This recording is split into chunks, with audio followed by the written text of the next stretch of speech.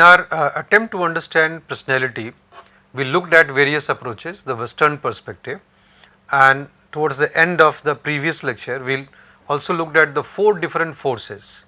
The first one was the dynamic approach, the Freudian approach.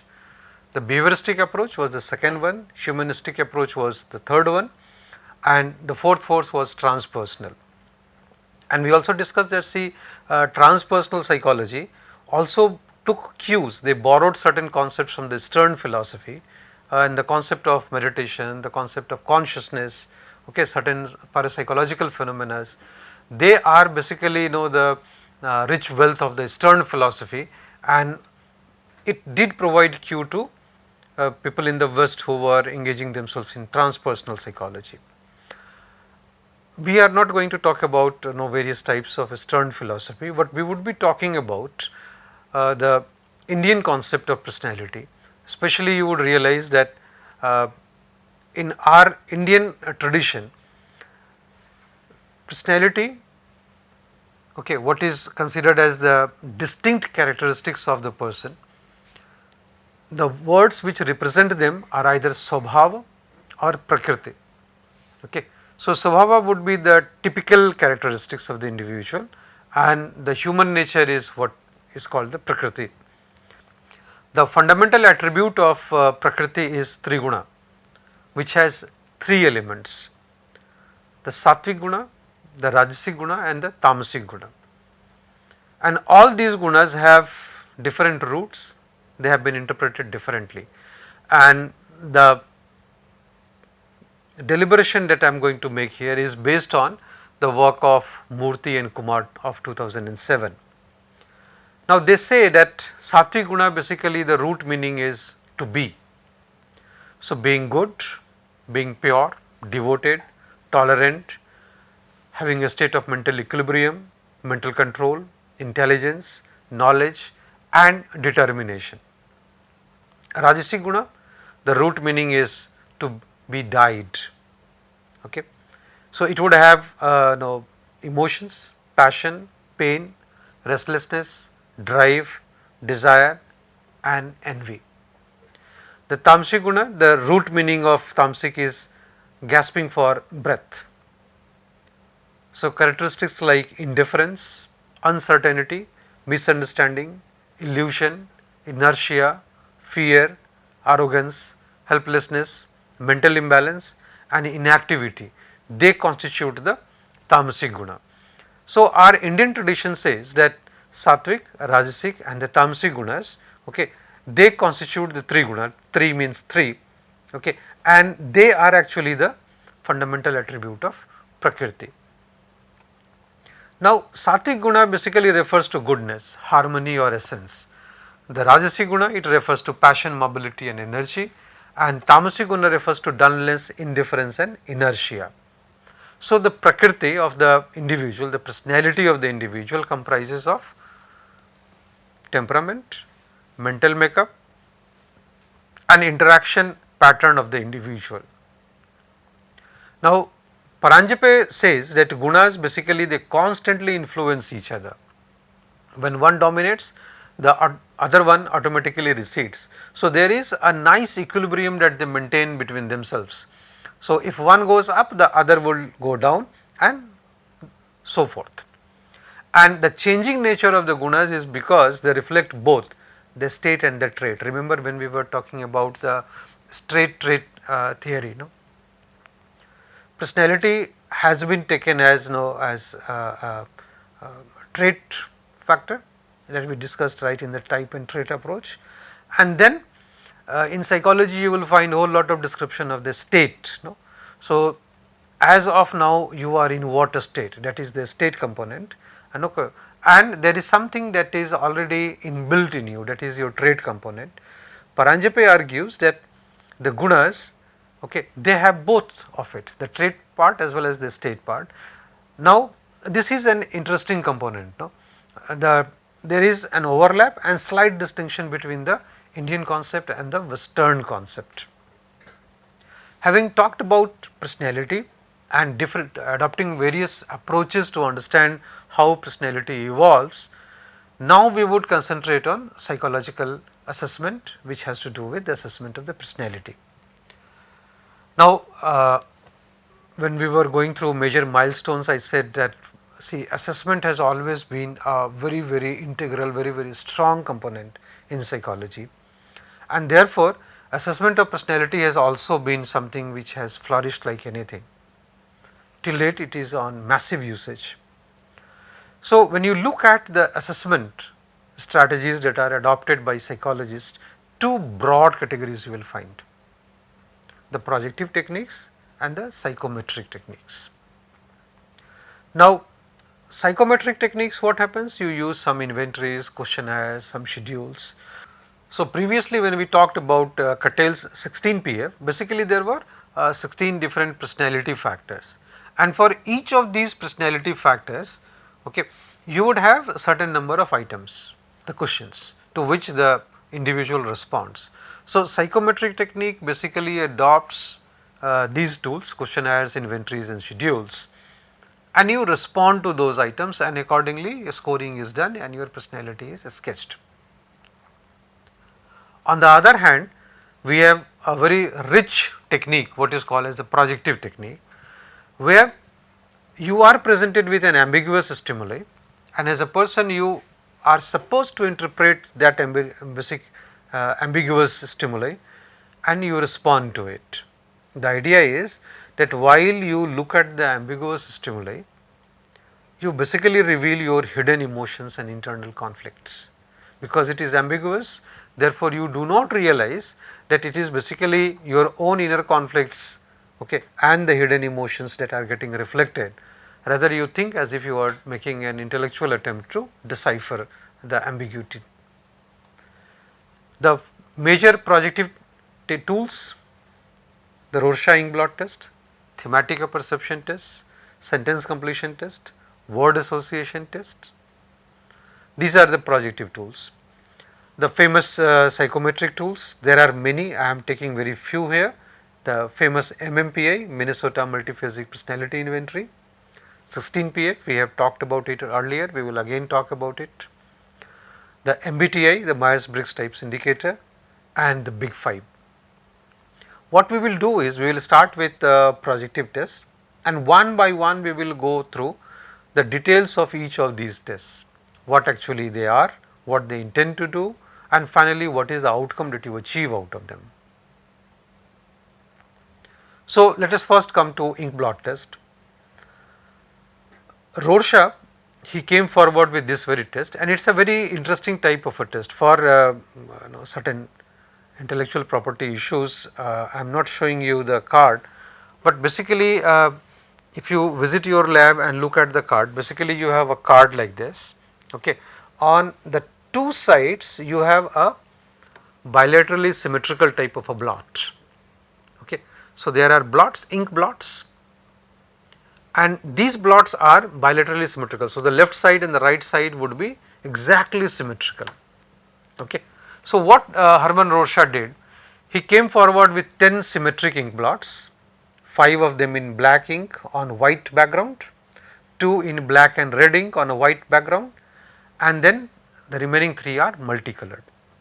In this case, the requirement is that the participant has to describe what he or she perceives on the card. So, when you look at the card, okay, you have to say what it looks like, and as the person who administers the test, you encourage the participant to narrate more and more exhaustive details. Remember one thing, that you also have to allow the participant to rotate the card. There could be a possibility that you present the card and the individual things rotating it clockwise, anti-clockwise, or completely upside down to decipher what is there in the blot. So, that is allowed, and after the individual has seen and responded to all the blots, okay, the participant is then asked to state where exactly he or she was looking at originally and what actually looked like what he or she has explained. So, initially you allow free movement of the card, free rotation of the card, encourage the participant to exhaustively explain what he or she sees there, perceives there in the card, and then Once the session is over, you say that okay, now tell me where exactly you were looking at and why this appeared, what actually in the blot appeared, whatever you have explained. Remember that this is the second most widely used test worldwide. This test now is heavily employed for diagnosing underlying thought disorders and different type of psychotic and non-psychotic thinking, especially in the cases when the patients are reluctant to openly admit that they have certain psychotic thought processes. So, one of the extremely popular tests in psychology, the ink blot test. The second test, again heavily used in psychology, very popular, is TAT, the thematic apperception test. Now, thematic apperception test was developed by Henry Murray, and what Murray did was he came forward with 31 cards. 30 of these cards have sketches, one card is blank. Now, the beauty of the test is that it can be administered individually, okay, or you can administer it in a group setup, or you can even self administer this test as well, okay. And you have the freedom, you can respond orally, you can respond in writing. Now, what this card has, it has certain specific subsets, okay. 10 cards are exclusively for men, 10 cards exclusively for women, 10 cards which are used for both, and one is a blank card. So, that would mean that practically when you use TAT, you would be using only 20 cards and 20 plus 1, basically one is the blank one, and it can be administered to anybody who is 10 years of age or above. Now, what happens here, you show the card and you ask the individual, okay, to narrate a story, to construct and narrate a story. So, the individuals are supposed to think of a story, describe about the relationships, social situations, okay, and these situations, the descriptions, the relationships that is described in these stories, they can help the psychologist identify the dominant drives of the individual, emotions, sentiments, conflicts and complexes, okay. So, actually you are looking at the characters depicted on the card, and although you tend to construct a story, you weave a story, okay, in and around the character that you see on the card, but because it is ambiguous, not so clear what exactly takes place. And remember also one thing, that TAT requires that you should tell what actually is happening there, it is a static thing, no. But then you have to, because you are constructing a story, so it will be a dynamic type of a thing. So, you will have to say what actually is happening, what happened immediately before this, okay, and what would happen immediately after this. So, present, immediate past, immediate consequence. So, these are the things that one is supposed to describe in the story, okay, and therefore, the significant drives of the individual, complexes of the individual, you derive out of the stories that one constructs. Now, the completion time is variable, okay, and there are two basic approaches that psychologists take in terms of interpreting the responses to TAT cards, the nomothetic approach, okay, and the ideographic approach. In the nomothetic interpretation, the practice of establishing norm for answer for subjects of a specific age, gender, race or educational level is taken into account, okay. So, what happens, unlike the other types of tests in psychology, or in fact I should say that like most of the tests in psychology where you have the normative interpretation. So, the original test is conducted on a large number of individuals, then you try to converge on certain norms which are specifically designed for a specific age group, a specific racial group, specific cultural group, okay, and likewise. And then when the individual who is now made to undergo that very test, his or her individual score is compared against the norm, the group norm that one has come forward with. That is a possibility in the case of TAT. So, that is the nomothetic approach, okay, where you already know that this in this age boys of this very culture belonging to this very race, largely they construct such type of stories. Okay. So, you have a what you call collective images that people construct, and then you map the individual story over the collective story content, okay, and then you interpret it. That is the nomothetic approach. The other is the ideographic approach, where evaluation is done looking at the unique features of the world and the relationship that the individual concerned takes. Now, if you overall look at the strategy adopted by various psychologists in terms of interpreting TAT cards, you would realize that majority goes for ideographic interpretation. People do not go for nomothetic interpretation. Okay. I can share with you that many organizations worldwide, including our own country, TAT is used as a tool to make the personality profile of the prospective employee of that very firm. Okay. For certain reasons I cannot disclose you the name of those institutions where TAT are used, but I must tell you that yes, it is used, and you would realize the beauty of it if you see it personally, that how meticulously the personality profile of the prospective employees is sketched, and accordingly the organization decides whether these type of people are wanted in this type of an organization or not. Now, in TAT, for interpretation purpose, the focus is laid on basically three areas: the content of the story, the feeling or tone of the story, and the behavior of the subject apart from the response. And very interestingly, the verbal remarks as well as the non-verbal actions or signs are also considered when one makes interpretation. And at the end of the interpretation, finally the psychologist should be able to tell attitude, fantasies, inner conflicts, the view of the outside world, assumptions about the world, and the level of optimism or pessimism in the person who has undergone the test. The third type of projective test, again very popularly used, is the sentence completion test. Okay. Now, this very test was first used as an intelligence test by Ebbinghaus in 1897. In this case, what happens? Part of a sentence is shown to the individual, and then he or she is asked to complete it. For instance, I only wish I had ... Okay. My greatest fear is ... Now, what happens that you read it and say, if I say what my greatest fear is, it would be different compared to when you read what your greatest fear is and you respond to it. So, there would be whole lot of difference in terms of the responses that the various individuals would elicit when it comes to sentence completion. And again, you can very easily sketch the personality profile of the individual based on the scores on the sentence completion test. Now, Rotter's incomplete sentence blank is one of the widely used versions of sentence completion test, and one of the again popular tests proposed by Jung was WAT, word association test.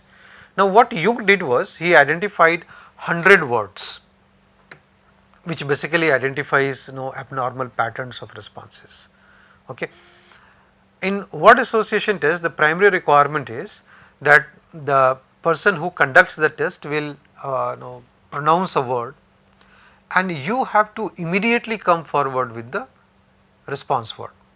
So, my word, say if I call it, if I am administering the test and you are the respondent, so the word that I pronounce is the stimulus word and the word that you respond back to me is the response word. So, I say sun and you use moon. So, the time lag, the time difference between my pronouncement of a word and your response, okay, that time is calculated. Okay. So, the time taken to respond is taken into account, 1. 2, how many responses did you give? You are free to give more than one response. Okay. So, the whole set of responses that you give is taken into account. Okay. And 100 words will be spoken by the psychologist one by one, and you have to come forward immediately with the response word. Now, based on the responses, certain classifications are made. Say for instance, I say sun and you say moon. Now, sun moon are a type of matches which are categorized in a different way, but say I say sun and you say river, you say house, you use any other non-conventional word. Okay. So, there are ways and means of classifying the responses, and based on these responses, then the psychologist tries to identify the complexes. Okay. And Jung says that along with psychological complexes, you can find out the intellectual and the emotional deficiency of the individual based on word association test. In fact, you would find the adaptation of WAT in the Indian context. If I remember correctly, you will have the Indian version of WAT by Joshi. Another interesting projective test is the situation reaction test. In situation reaction test, what happens? You are given a situation wherein there could be multiple ways of responding to it. Say for instance, if you are given a situation like you are on your way to your office, there was a emergency call from your boss, he needs you to be immediately come to the office. While you were on your way, you saw that on one side of the road there was an accident, a couple has been badly injured. What would you do? Okay. So, this type of complex situations would be presented to you, and then there could be multiple ways of responding to it.